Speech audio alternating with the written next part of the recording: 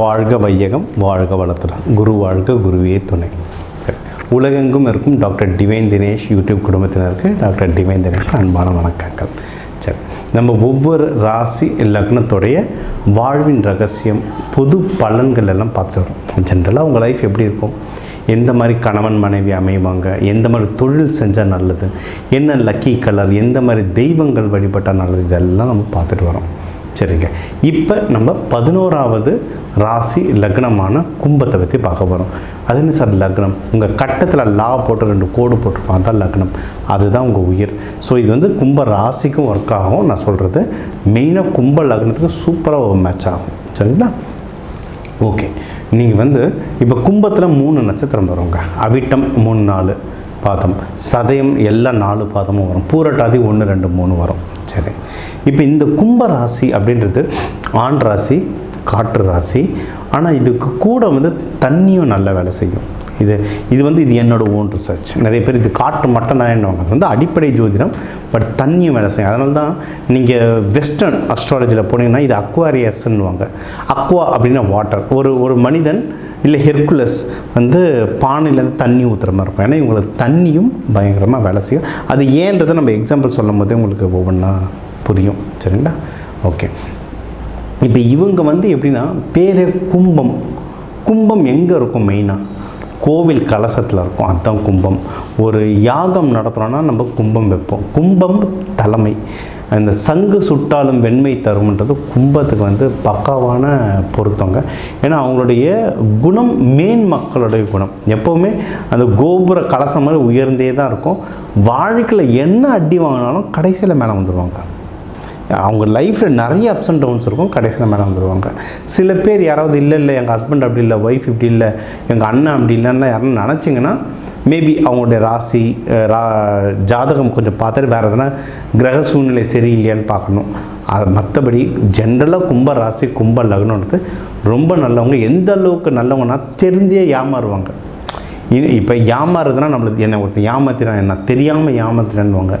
கும்பம் எப்படின்னா ஒருத்தர் அவங்கள ஏமாற்ற தெரியும், இருந்தாலும் நல்லா வச்சுக்கோ அப்படின்னு வச்சுட்டு வருவாங்க. அந்த மாதிரி குணம் இருக்கிறவங்க கும்பம். சரிங்களா? நிறைய முக்கியமாக கும்பம்ல எக்ஸாம்பிள் நான் சொல்லணுன்னா ராஜராஜ சோழன், சதய நட்சத்திரம். ராஜராஜ சோழனை விட அதிகமாக கோவில் கட்டினது, நிறைய நாடுகளை பிடித்தது யாருன்னா ராஜேந்திர சோழன். ராஜராஜ சோழனை விட அதிகமாக போர்கள் நிறைய புரிஞ்சதும் பார்த்திங்கன்னா சுந்தர சோழர், அவங்க அப்பா. ஆனால் அதிகமான நல்ல பேர் இல்லை, எல்லாருக்கும் பிடிச்ச பேர் யாருன்னா ராஜராஜ சோழன் தான். ஏன்னா அவர் வந்து மக்கள் நாயகன். இந்த 12 ராசியிலேயே பார்ன் லீடர்ஸ், பிறப்பாலே தலைவர் குணம் இருக்கிறது 2 பேர். ஒன்று சிம்மம், இன்னொன்று கும்பம். சிம்மம் வந்து அதிகாரத்தால் தலைவன் ஆவாங்க. நான் சொல்கிறத நீ கேளு அப்படின்ற அதிகாரத்தில் வருவாங்க. கும்பம் அப்படி இல்லை, இறங்கி வாடா பார்த்துக்கலாம்டா முடியும்டான்ட்டு மக்கள் நாயகனாக மாறுறவங்க தான் கும்பம். இதில் தப்பு கரெக்டுன்னு எதுவும் இல்லை, ஒவ்வொருத்தரோட கேரக்டர் அந்த மாதிரி. அதனால தான் ராஜராஜ சோழனை நம்ம வந்து பொன்னியின் செல்வன்னு கூப்பிடுவாங்க ஆசையாக. மக்களுக்கு வந்து அவர் அவ்வளோ பிடிக்கும், அவ்வளோ தாங்கி நின்னாங்க அவங்க மக்களுக்காகவும். அவர் எவ்வளவு கீழே இறங்கணுமோ. ஏன்னா ராஜேந்திர சோழன்லாம் சிம்மம், அலறுவாங்க மக்கள், அந்த அவங்களோட ஜனம் அலறுவாங்க, ஸ்ட்ரிக்ட்டு. ராஜராஜ சோழன் அப்படி இல்லை, இறங்கி எல்லாருக்கூடையும் பழகுவார். அதுதான் கும்பராசி. கும்பராசி ஜனங்க நீங்கள் நிறைய பெரிய ஆளுங்களை கூட நீங்கள் பாருங்கள், 5 ஸ்டார் ஹோட்டலில் தங்கியிருப்பார். அவர் அப்படியே அவரை கூப்பிட்டு வந்து நீங்கள் திருவண்ணாமலை கிரிவலம் போய்ட்டு டயர்டாக இருக்குண்ணே, அப்படியே கொஞ்சம் பிளாட்ஃபார்மில் படுங்களேன் காத்தாட அப்படின்னா படுத்துருவாங்க. அவங்களால 5 ஸ்டார் ஹோட்டல்லையும் மேனேஜ் பண்ண முடியும். ஒரு கோவில் பிளாட்ஃபார்மில் படுக்க சொன்னால் அங்கேயும் படுப்பாங்க. எந்த எக்ஸ்ட்ரீமையும் அட்ஜஸ்ட் பண்ணிக்கிறவங்க தான் கும்பம். சரிங்களா? ரொம்ப பொறுமைசாலி. ஆனால் ஒரு லெவலுக்கு மேலே தூண்டி விட்டிங்கன்னா காற்று ராசி, வேகம் எடுத்தால் தங்காது, ஊர் தங்காது. சரிங்களா? அந்த மாதிரி சூறாவளி இவங்க வந்து. அதான் ராஜராஜ சோழன் எவ்வளோ அன்புக்கு எவ்வளவு எக்ஸாம்பிளோ, அதே மாதிரி தலைமை ஃபைட்டில் இறங்கினார்னா யாரும் நிற்க முடியாது. ஏன்னா இதை நம்ம சொல்லலை, அசோகர் சொல்லியிருக்கார். அசோகரை கேட்பாங்க, நிறைய இந்தியா முழுக்க பிடிச்சிங்களே, தென்னிந்தியாவுக்கு ஏன் போகணுன்னு. ஏன்னா அங்கே சோழர்கள் இருக்காங்க, போக முடியலன்ட்டு அவர் தென்னிந்தியாவை சுற்றிக்கிட்டு இலங்கைக்கு போவார். அவர் பசங்களை அனுப்புவார் நாட்டை பிடிக்க. சரிங்களா? அதனால் சோழர்கள்ன்றது வந்து அவ்வளோ ஒரு ஸ்ட்ராங். அதை ராஜராஜ சோழன் ரொம்ப ஸ்ட்ராங். அதுதான் இந்த கும்பராசி. சரிங்களா? கும்பராசி பொதுவாகவே நீங்கள் வேலைகள்னு பார்த்தா எந்த வேலையாக இருந்தாலும் அந்த தலைமை பண்பில் கடகடன்னு வந்துடுவாங்க. அவங்களுக்கு அந்த இன்டர்னலாகவே அந்த கேரக்டர் இருக்கும், மற்றவங்களை லீடு பண்ணுறது, மற்றவங்களை ஹெல்ப் பண்ணுறது, அதனால் மேலே வந்துடுவாங்க. ஆனால் என்ன நிறைய போராட்டங்களோடு மேலே வருவாங்க. ஏன்னா சனி பகவான் வீட்டில் எல்லாமே கொஞ்சம் ஸ்லோவாக தான் கிடைக்கும். அதனால் அதுவும் பூரட்டாதிலாம் பிறந்தவங்களுக்கு வந்து சின்ன வயசுலேயே சனி தசை ஆரம்பிச்சிடும். ஸ்கூல் லைஃப்லாம் ரொம்ப கஷ்டப்பட்டு போராடி தான் வருவாங்க.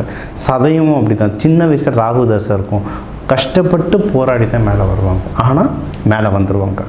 எங்கே சறுக்கோன்னா ரொம்ப போராடி என்னால் வலி தாங்க முடியலன்னு உக்காந்துடுறாங்கல்ல, அவங்க தான் கஷ்டமே தவிர நான் பார்த்துக்கிறேன்டான்னு இறங்குறவன். கும்பம் லைஃப் ஜென்ரலாக இப்படி இருக்கவங்க கீழேருந்து மேலே வருவாங்க, அதுக்கப்புறம் திருப்பியும் கீழே போவோம். அந்த திருப்பியும் மிட் ஏஜில் கீழே போகும்போது நான் பார்த்துக்கணுன்னு எழுந்துக்கிறான் தெரியுமா, அவன் ரொம்ப ஹைட்டில் வந்துடுவாங்க. கும்பமுக்கு வந்து எப்போவுமே அந்த ஏறுமுகம் தான், அந்த கோபுர கலசம் மாதிரி. இன்னொன்று கும்பத்தை சுற்றி மக்கள் வந்துகிட்டே இருப்பாங்க. நம்ம கோவில் கும்ப அபிஷேகம் போகிறோம், அந்த கும்பம் வந்து என்ன இதுனா ஆடுதா, அசங்குதா, தேரில் போகுதா, தூக்கிட்டு போகிறாங்களா பல்லாக்கில், ஒரு இடத்த தூக்கி வைப்பாங்க, வச்சபடி இருக்கும், ஊரே கையெடுத்து கும்பிடும். அந்த மாதிரி தான் கும்பம் சைலண்ட்டாக இருப்பாங்க, ஆனால் அவங்கள சுற்றி ஜனம் வந்துக்கிட்டே இருக்கும். இதில் கும்பராசி பார்க்குறீங்களா, உங்களுக்கு இது நிறைய நடந்திருக்கும். எங்கேயாவது தூரமாக எதனா ஒரு லாங் ட்ரைவ் போவீங்க, இல்லை ஆஃபீஸ்லேருந்து எங்கன்னா வெளியே போவீங்க, இவங்களுக்கு கூட்டம் பிடிக்காது பெருசாக. சரி, அங்கே ஒரு டீ கடை காலியாக இருக்குது, அங்கே போய் நிம்மதியாக டீ குடிக்கலான்னு போவீங்க. நீங்கள் போயிட்ட அப்புறமா ஒரு 2 பேர் வருவாங்க. நீங்கள் டீ குடிச்சிட்டு வெளியே வரும்போது பார்த்தா அங்கே ஒரு 5-10 பேர் நிற்பாங்க. நீங்கள் காலியான இடத்துக்கு போனாலும் பின்னாடி கும்பல் வந்துடும். சொல்லுவாங்க சண்டைக்கு போனால் ஒரு கும்பத்தை கூப்பிட்டு போடுவாங்க. என்னென்னா கும்பம் வந்து பெருசாக சண்டை போடுவாங்கன்னு நான் சொல்லலை. ஏன்னா இன்றைக்கி வந்து யார் மேஷம் பயங்கரமாக சண்டை போடும், சிம்மம் சண்டை போடும். கும்பம் அவங்க அளவுக்கு சண்டை போடாது, ஆனால் கடைசி வரைக்கும் நிற்கும். கும்பம் வந்து கோட்டையை காக்கும்னு சொல்லுவாங்க. தளபதி கோட்டையை காக்கும். என்னென்னா நான் சண்டை போடுறேனோ இல்லையோ, ஆனால் நான் இவங்களுக்காக கூட நிற்பேன்னு கடைசி வரைக்கும் நிற்கும் கும்பம். அதனால தான் சண்டைக்கு கும்பத்தை வச்சுக்கணும். எல்லோரையும் ஒன்று சேர்க்குறதே, எங்கே எல்லாம் போகிறீங்க நில்லு அப்படின்னு நின்று சண்டை போடுறது யாருன்னா கும்பம். அந்த கேரக்டர் இருக்கும், குடும்பத்தை பார்த்துப்பாங்க. அதே மாதிரி கும்பத்துக்கு சொன்ன சீக்ரெட் வெளியே போகாது. கும்பம் பானை நல்லாயிருக்கும், ஆனால் பானை உள்ள தண்ணி இருக்கா, தயிர் இருக்கா, விஷம் இருக்கா, தங்கம் இருக்கா, இல்லை வெறும் மண் இருக்கா, ஒன்றுமே தெரியாது. அந்த பானைக்கு தான் தெரியும், உள்ளேருந்து எடுக்கும்போது தான் தெரியும். அந்த மாதிரி தான் கும்பம். அவங்கக்கிட்ட சொல்கிற சீக்ரெட் வெளியே போகாது. அவங்க வந்து பணம் சேர்த்து வைப்பாங்க. நிறைய பேருக்கு புதையல் கிடைக்கும், அந்த புதையல் வச்சது யாருன்னு தெரியுமா? மோஸ்ட்லி கும்பமாக தான் இருக்கும். அது சொல்லுவாங்க, மோஸ்ட்லி கும்பராசியில் பிறந்தவன் புதையலை வைப்பான், அடுத்த ஜென்மத்தில் விருச்சகமாக வந்து அந்த புதையலை எடுப்பான் அப்படின்னாங்க. புதையலை எடுக்கிறது யாருன்னா விருச்சகம், புதையலை மோஸ்ட்லி வைக்கிறது யாருன்னு பார்த்தா கும்பம்.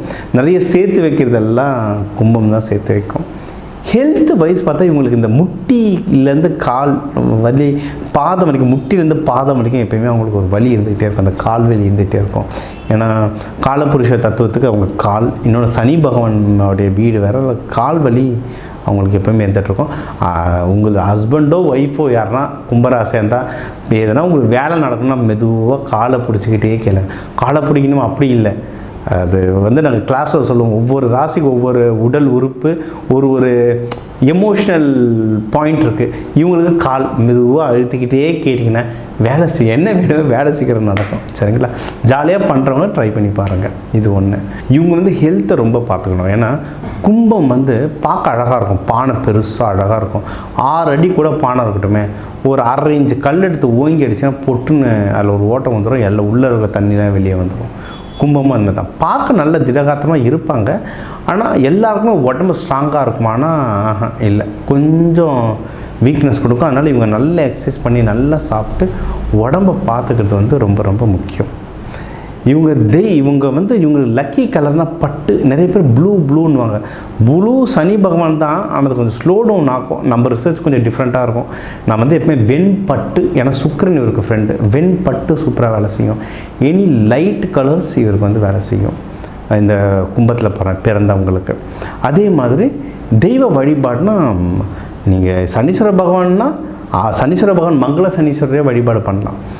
ஜேஷ்டா தேவி, சனீஸ்வரனுடைய ஒய்ஃப் ஜேஷ்டா தேவி, மூத்த தேவி. கூகுள் அடிங்க ஜேஷ்டா தேவி கோவில்னு, அரப்பள்ளீஸ்வரர், திருவேலங்காடு, திருக்கொள்ளிக்காடு நிறைய இடத்துல அம்மாவுடைய கோவில் இருக்குது. அந்த அம்மாவை போய் பாருங்கள். அந்த அம்மா இடுப்பில் குளிகன் மாந்தி இருப்பாங்க. அந்த ரூபத்தை வழிபாடு பண்ணுங்கள். அந்த அம்மா எதிர்க்க இருக்கிற எல்லா சனீஸ்வர பகவானும் மங்கள சனீஸ்வரர். குடும்பத்தோடு அவங்கள உங்கள் குடும்பத்தோட சனீஸ்வர பகவான் குடும்பத்தை வேண்டுங்க. வாழ்க்கையில் எல்லா நலனும் கிடைக்கும். இதை தாண்டி உங்களுக்கு ஒன்று எனக்கு லக்கி சிம்பிள் சொல்லுங்கள் சார், ஏன் ராசி நட்சத்திரத்துக்கு லக்கி மரம் சொல்லுங்கள், எந்த சித்தர்கள் வழிபாடுன்றதை சொல்லுங்கள். இதெல்லாம் உங்களுக்கு தெரிஞ்சுக்கணுன்னா கீழே நம்பர் இருக்குது, கன்சல்ட்டிங் எடுத்துக்கோங்க, இல்லை கிளாஸ் சேர்ந்துக்கோங்க. உங்களுக்கு எல்லாருக்குமே எல்லா நல்லதும் நடக்க அந்த மங்கள சனீஸ்வரர் ஜேஷாதேவி குளிகன் மாந்தி குடும்பத்தோடு வாழ்த்துக்கூட டாக்டர் டிவைன் தினேஷ் அன்பான வாழ்த்துக்கள். வாழ்க வளத்துடன்.